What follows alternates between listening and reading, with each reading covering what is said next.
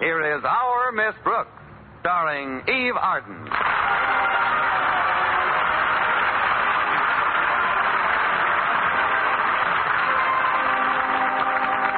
Last Friday was Student Government Day, a day upon which the entire administration of the city is handed over to high school pupils who have been elected by their classmates. Well, ordinarily, our Miss Brooks, who teaches English at Madison High School, would have very little to do with this event. But unfortunately, Miss Johnson, the civics teacher, took ill on Thursday, and our principal, Mr. Conklin, suggested that I take over her class. Of course, I didn't have to accept the assignment. I just figured that teaching is better than being totally unemployed. In some states, it's better. At any rate, I conducted Miss Johnson's civics class on Thursday, and on the subject, what would I do if I held public office, the class and I had quite a spirited discussion. And in view of later developments, I'm sorry I didn't listen. But Friday morning finally rolled around, and the entire student body and faculty gathered in the assembly hall to hear Mr. Conklin officially proclaim it Student Government Day.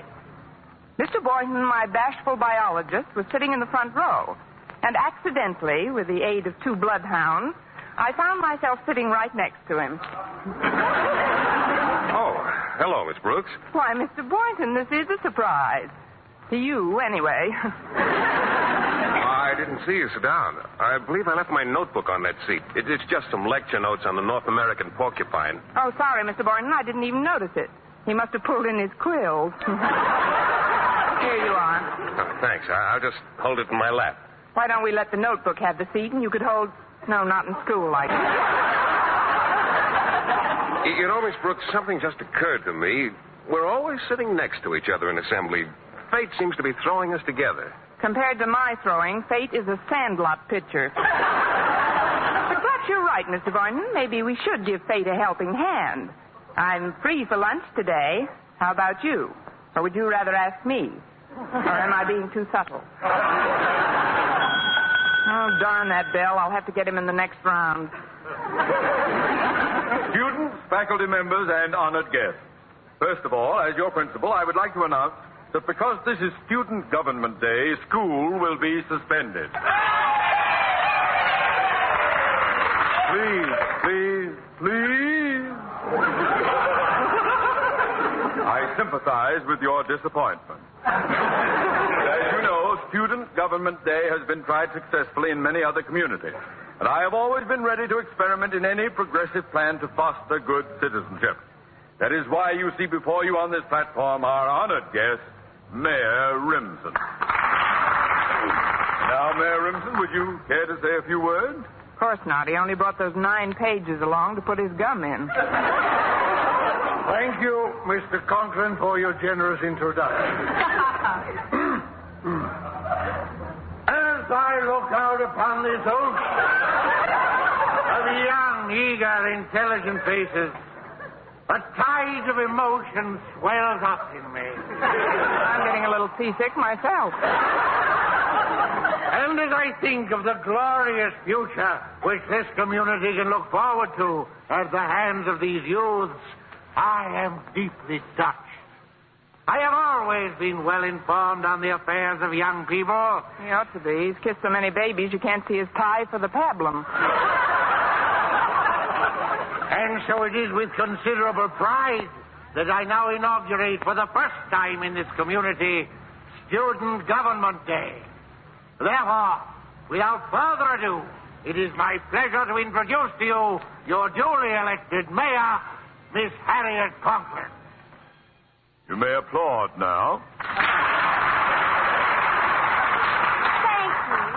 My constituents, friends, and Mayor Rimson, I intend to show this community something new and different by making my term of office a clean and honest administration. Well, now, We will not tolerate graft and corruption.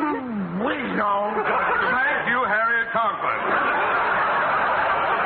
As Miss Brooks said in our civics class yesterday, the racketeers must go, no matter what politician is protecting them. Oh, that Miss Brooks certainly is a card. That will be all, Harriet. Did you really say that in civics class? I don't know. I wasn't listening. Mayor Remsen, allow me to apologize for my daughter's enthusiasm. She was obviously referring to the aims of city governments in general, without realizing that those aims have already been attained in our community. Gosh. And now, it is my extreme pleasure to introduce the student who has been elected your chief of police, Walter Denton. Thank you, friends. As your incumbent police chief, I cannot re-emphasize too forcefully the remarks Miss Brooks made in civics class yesterday. To wit, every crook and grafter who has been mulcting the city treasury of funds has got... Thank you, Chief of Police Walter Denton. I haven't finished my speech. Oh, yes, you have, Denton. But Mr. Conklin, as Miss Brooks said just yesterday... This is not a symposium on the memoirs of Miss Brooks. Or maybe it is. Miss Brooks, you here? No, I couldn't make it today. What's that? Oh, there you are. Before we go any further, isn't there something you'd like to say? Yes, sir. Is there a doctor in the house?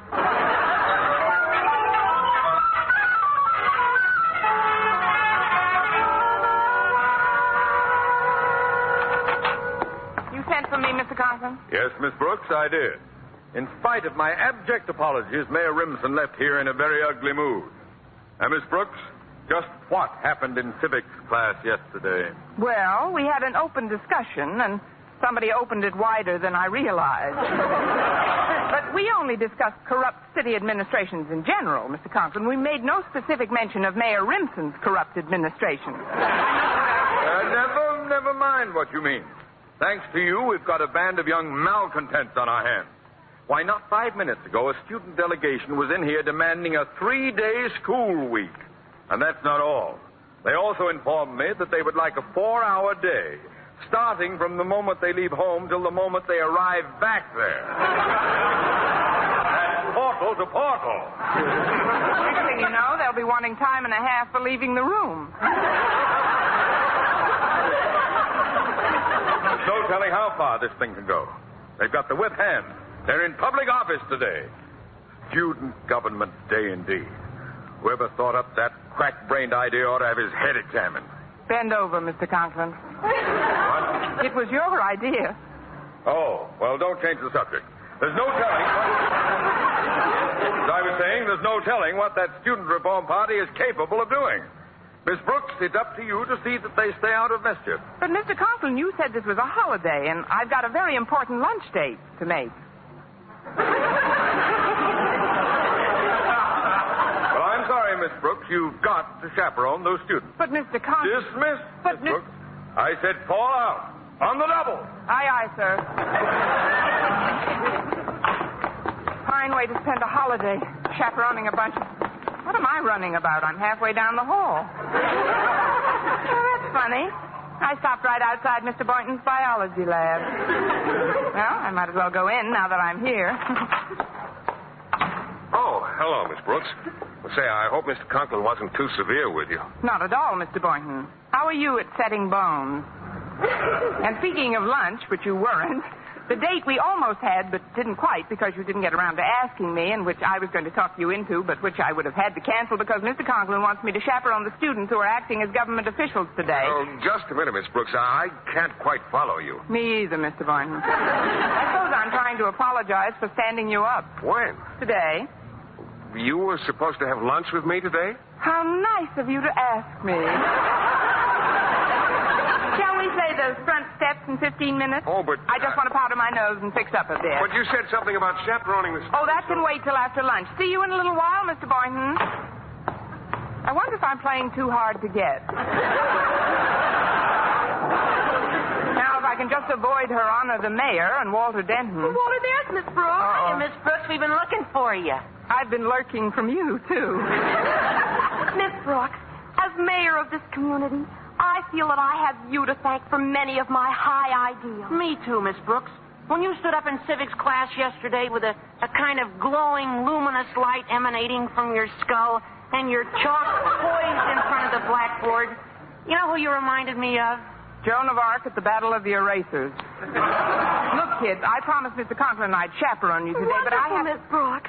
We're really going to clean up this town. You have no idea what's going on in this town, Miss Brooks. If you'll just stick with us, we'll show you graft and corruption, infamy and greed. I'd rather have Mr. Boynton show me spaghetti and meatballs. Now, if you'll just keep quiet about it, I'll meet Mr. Boynton for lunch. Lunch? But what about the ideas of decent, honest government that you had yesterday? Yeah, and don't you want to be in it to kill? Who are we killing? I'm afraid we'll have to take an executive action, Walter. Right. Miss Brooks, I assume you still believe in obedience to duly elected authority? Of course I do, Walter. Then, as chief of police, I hereby appoint you deputy sheriff. For the rest of the day, Miss Brooks, you'll take orders from me. But, Walter... Silence? Oui, mon capitaine. Here, with this badge, I hereby make you a deputy sheriff. Look, Walter, to you I'm a deputy sheriff, and to Harriet I'm a deputy sheriff. But to a deputy sheriff, am I a deputy sheriff?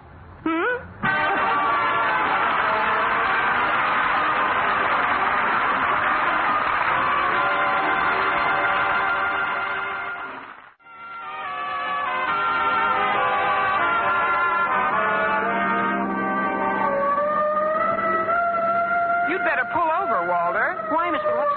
Oh, the siren. No, that's on our car. I put it on this morning. I don't want to see insubordinate, Chief, but just where are we going? To the Jackpot Amusement Company's warehouse. We've been watching the place for weeks, Miss Brooks, in preparation for today. And we've seen truckloads of slot machines delivered there. Slot machines? Sure. The kind they put in the back of candy stores where little school kids can spend their lunch money in a futile effort to get rich quick. You know, where you pull a lever and try to hit as many bumpers as possible. Oh, the game I play in my car. Bad. It's the one-armed bandits that keep the kids broke. Oh, they're all fixed. Fixed? Sure. If a machine pays back more than 5 cents on the dollar, they break its arm.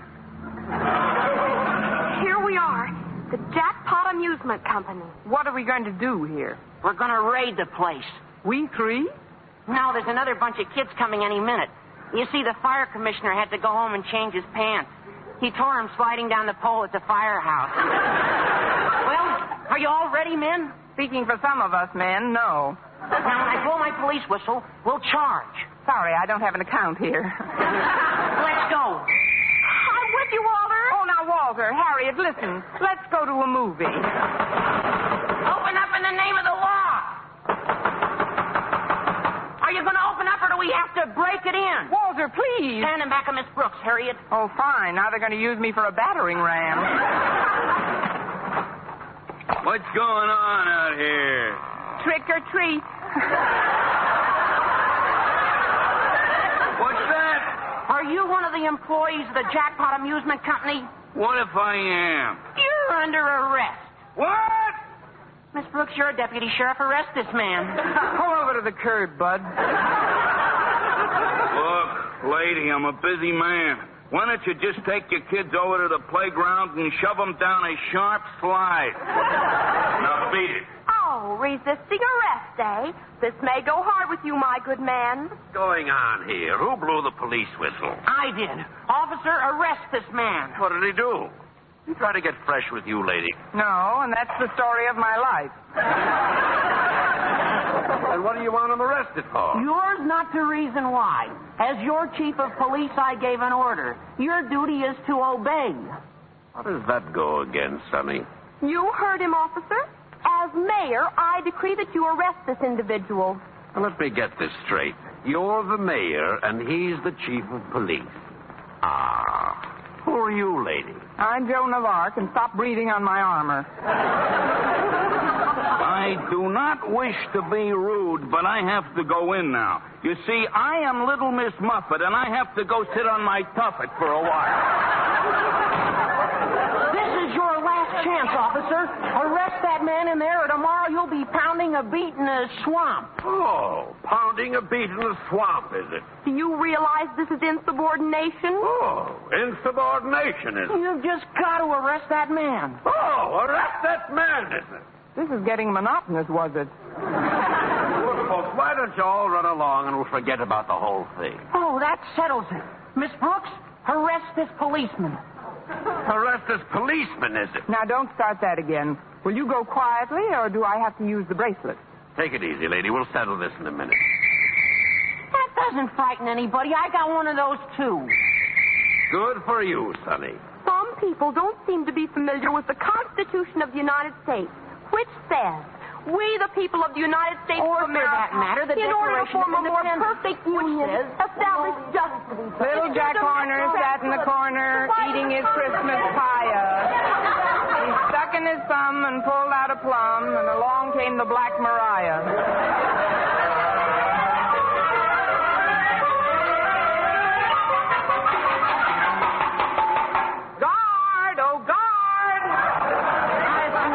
Miss Brooks.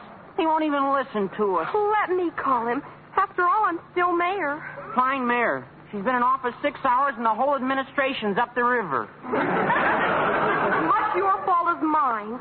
You and your police whistle. Now, don't start bickering, children. Maybe if we behave ourselves, they'll make us trustees.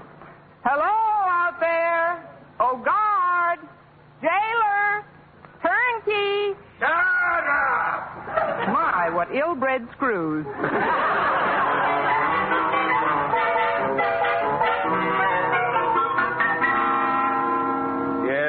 Yes, Mrs. Denton, I'll call you the minute I hear from Walter. Goodbye.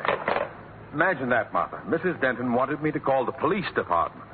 How would they know where her son Walter is? I can't understand it, Martha. You can't understand what, Osgood? That's the fifth parent who's called me up to ask why her child hasn't come home for dinner yet.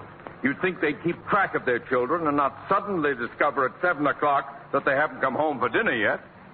By the way, where's Harriet? She hasn't come home for dinner yet. What? Well, don't just stand there. Do something. Call Miss Brooks. I put the children in her charge. Call the police. The Bureau of Missing Persons. Get the district attorney. Contact the mayor. Find out if there's somebody else. Why don't they... Well, maybe you could get hold of them. But I don't know what you're just standing there for. I'm here to... What are you like, sir? Why don't you do something? Get going. Osgood. Sometimes you sound like a walrus caught in a turkey bath. I did call Miss Brooks. Mrs. Davis says she wasn't home yet. Poor woman. She's had dinner on since 6. She's terribly worried about her stewed tomatoes. Please stop sniveling about Mrs. Davis's tomatoes. We've got our own tomato to worry about. Please, dear, calm down a little. Here, have some fruit. It's very good for the nerves. I don't want any fruit. Oh, that's probably Harriet now. I'll answer it. I must lose my temper. I must be calm. Hello? Osgood. You're talking in a banana. No wonder with the house all cluttered up with fruit bowls. Hello? Is that you, Harriet? No, Osgood. This is Margaret Davis. Oh. I've just had a call from Miss Brooks. You have? Yes, Osgood. Harriet, Walter Denton, and several of the other students are with her. Oh, well, thank heaven. Tell me, Margaret, where are the children and Miss Brooks? They're in jail, Osgood. Fine. You see, Martha, I told you there was nothing to worry about. Miss Brooks and the children are all in jail. Martha, take this phone out of my hands and put back the banana.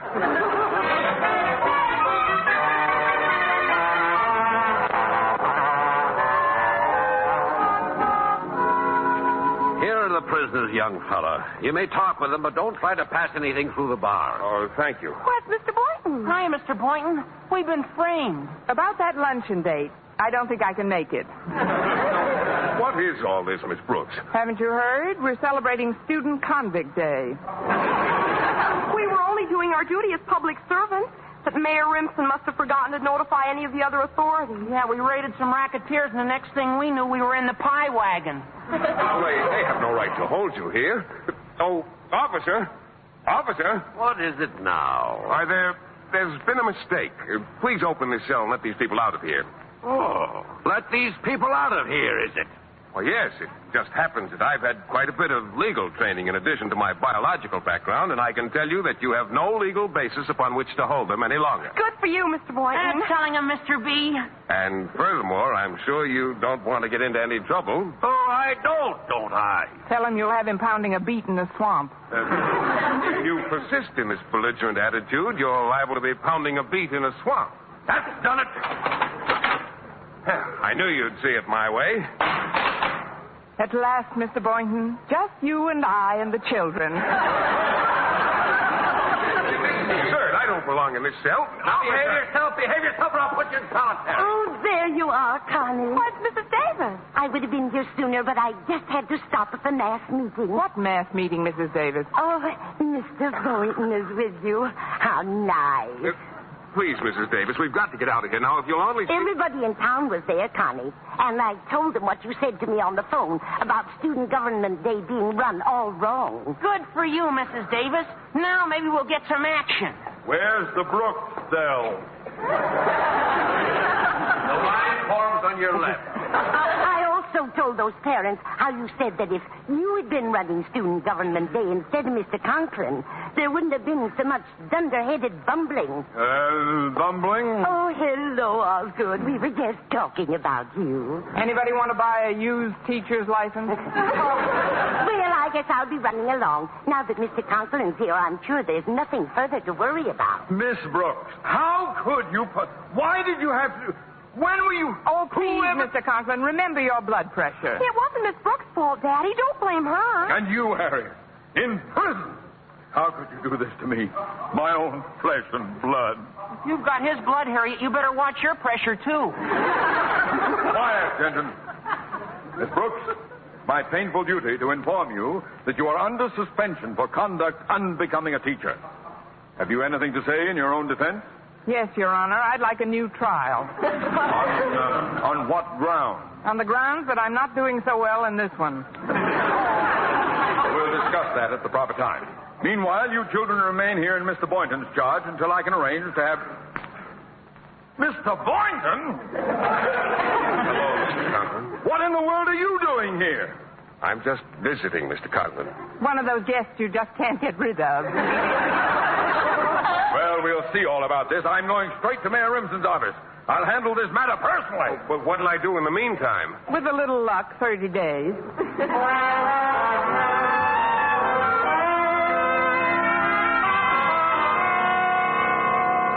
Well, you've done a lot for me, H.J., but I can't understand why we're dumping this slot machine deal.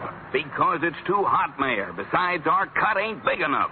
Also, the people are up in arms. The people, what do they know about it? Ed, I'm surprised at you. What do my initials stand for? H.J., Honest Jim. I'm the people's friend, Ed, and we got an election coming up. We can't afford to let the people get upset, or the first thing you know, they'll start thinking for themselves. And then where are we? Okay, Jim, okay. I'll have the jackpot company get rid of those machines right away. No, I've got a better idea. Ed, you're going to make yourself a hero with every parent in this community. Huh? You're going to let the kids do this job, the kids who were elected to public office for this one day. Wonderful, Jim, wonderful. I'll call all my department heads, and I'll tell them the students holding office that I have complete authority. Fine, Ed. It's democracy in action. That's what it is. Yes, sir, democracy in action. And Mayor Remsen is solidly behind it. Until after election.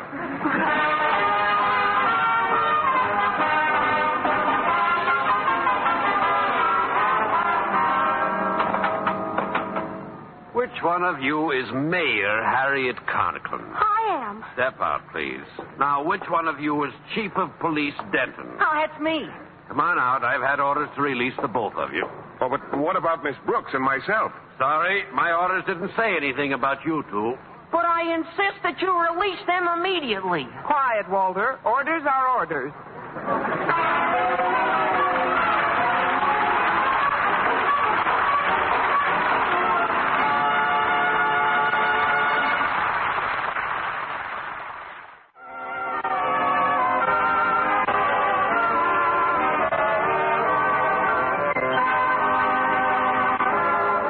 And now, once again, here is our Miss Brooks. Well, in spite of everything, Walter and Harriet got us out of jail promptly. And that wasn't the only thing Student Government Day accomplished. The racketeers left town almost immediately. In fact, the very next day, Walter took me out to the jackpot warehouse for a last look at the place. Pretty deserted now, isn't it? Yes, it is, Walter. Let's go in and see if they've cleaned out the slot machine. I'm going to look around in back, Miss Brooks. Go ahead, Walter. Hey, here's one of those nickel machines. What a racket. Naturally. 2 lemons and an anchovy. If I've said it once, I've said it 1,000 times. Crime does not pay.